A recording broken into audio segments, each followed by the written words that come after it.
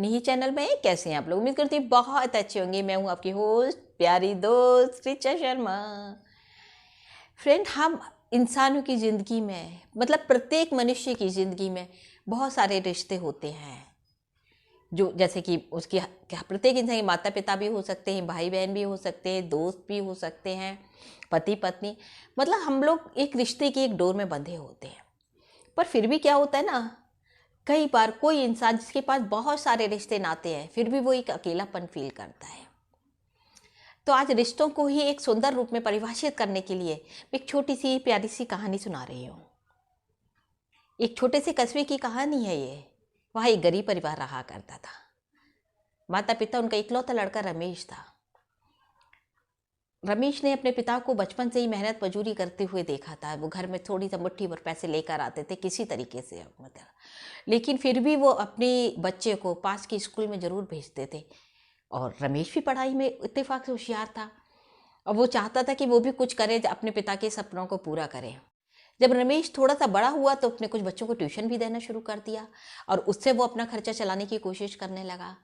और इत्तेफाक से उसके जो मास्टर वगैरह थे वो भी उसको बहुत प्यार करते थे। तो उन लोगों की मदद से, थोड़ी स्कॉलरशिप, थोड़ी अपनी मेहनत ने अपनी ग्रेजुएशन तक की पढ़ाई कंप्लीट कर ली। ग्रेजुएशन कर लिया था उसने। अब वो नौकरी की थी क्योंकि और उसके और ज़्यादा वृद्ध हो चुके थे, उनसे कुछ काम नहीं। तो उसने सोचा किसी आसपास की किसी फैक्ट्री में या कहीं मुझे नौकरी मिल जाए। उसने प्रयास किए, 1 2 3 प्रयास के बाद उसको मिल गई, एक छोटी सी नौकरी मिल गई। लेकिन रमेश तो बचपन से ही काफ़ी लगनशील था और मतलब बहुत मेहनती था। वहाँ पे वो चुपचाप काम करता रहा। उसने जो भी, वो गारमेंट फैक्ट्री थी, जो भी वहाँ पे गारमेंट्स बनाने के लिए मशीनरी वगैरह का सारा काम उसने परफेक्टली सीख लिया और वो उसे करने लगा। कुछ दिनों बाद इसका विवाह भी हो गया। इसकी पत्नी सुनीता बहुत अच्छी थी, बहुत प्यारी थी। मतलब सबसे अच्छी बात है, वो अपने सास ससुर की पूरी सेवा करती थी और पति के लिए भी बहुत सेवा करती थी। चुपचाप, कभी कोई शिकायत वगैरह का मौका नहीं देती थी। जब इसको लगभग 2 साल से कुछ ज़्यादा ही टाइम हो गया था, तब इसकी पत्नी सुनीता ने एक बार इससे कहा कि आपको बहुत टाइम हो गया, आप अपने मालिक से कहिए ना कि वो आपकी पगार में कुछ बढ़ाएं, कुछ इंक्रीमेंट करें। तो रमेश की हिम्मत नहीं पड़ पाती थी। वो जब मालिक के चैम्बर की तरफ जाता ना, तो उसे घबराहट सी होने लगती थी, नहीं कर रहे। पर पत्नी के बार बार जोर देने पर उसने फैसला कर लिया कि वो आज अपने मालिक से बात करेगा जरूर। उसने अपने ऑफिस में पहुंच गया। एज वेल एज शाम होने लगी। वो सुबह अपनी हिम्मत जुटा रहा था कि इसी तरीके से आज मालिक से वो बात करेगा। तब उसने ऑफिस के फ़ोन से घर पे फ़ोन किया और बोला कि सुनो, मैं आज किसी हर हालत में बात करूँगा। अगर मेरे मालिक ने सैलरी बढ़ाने का, इंक्रीमेंट वाली बात स्वीकार कर ली तो मैं तुमको फ़ोन करके बताऊंगा, तुम तैयार रहना, हम मंदिर चलेंगे और बाहर से ही कुछ खा पी के आएंगे। पत्नी ने कहा ठीक है। सारा दफ्तर खाली हो गया, सब चले गए। तब ये रमेश बड़ी हिम्मत करके अपने मालिक के पास पहुंचा। तो मालिक अपना कुछ काम कर रहे थे। उन्होंने एकदम से ऐसे देखा, बोले क्या है बताओ रमेश, तुम कैसे आए हो? बिना उसको ढंग से फिर अपना काम करने लगे। रमेश ने बहुत हिम्मत जुटा के किसी तरह कहा, सर मुझे बहुत हो गया है, 2 साल से ऊपर हो गए, बल्कि 3 साल के करीब में हो गया हूँ। जब से मैं जिस पगार पे लगा था उसी पगार पे मेरे खर्चे बढ़ रहे हैं, जिम्मेदारियाँ बढ़ रही हैं। क्या मुझे बस आपसे ये कि अगर थोड़ा सा इंक्रीमेंट। मालिक ने एकदम से पैन रख के उसकी तरफ देखा और बोले, हाँ मैंने कभी ध्यान नहीं दिया इस बात पे, तुम तो इंक्रीमेंट के हकदार हो, तुम्हें तो पगार मिलनी चाहिए। हर इस बार मैं कुछ स्टाफ को चुनता हूँ, लेकिन इस बार तुम्हारा नंबर आना चाहिए था, आया नहीं है। कोई बात नहीं, लेकिन मैं अभी कह रहा हूँ, इस महीने की जो तुम्हें पगार मिलेगी उसमें तुम्हें इतने पैसे बढ़ के मिलेंगे, मतलब इसी महीने से मैं इंक्रीमेंट तुम्हें दे रहा हूँ। रमेश बहुत खुश हुआ, धन्यवाद कह के अपने मालिक के कमरे से बाहर निकल आया। फिर उसने जैसे ही फ़ोन उठाया, फिर उसे लगा नहीं, ये खुशखबरी है, क्यों ना मैं घर चल के और मिठाई लेके जाता हूँ उसके और उसको दूंगा, तो वो कितनी खुश होगी, उसके चेहरे पे क्या भाव आएंगे सुनीता के, उसे देखने का है।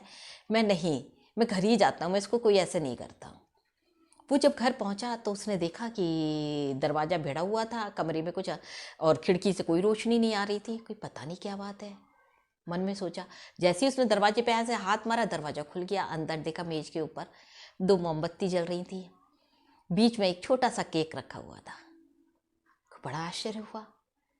तो उसने कहा ऐसा तो नहीं मेरे मालिक ने फ़ोन करके बता दिया हो कि मेरा इंक्रीमेंट हो गया है? तो आवाज़ देता हुआ, सुनीता कहाँ हो, सुनो तुम्हें खुशखबरी देनी है, कहता हुआ वो किचन की तरफ गया।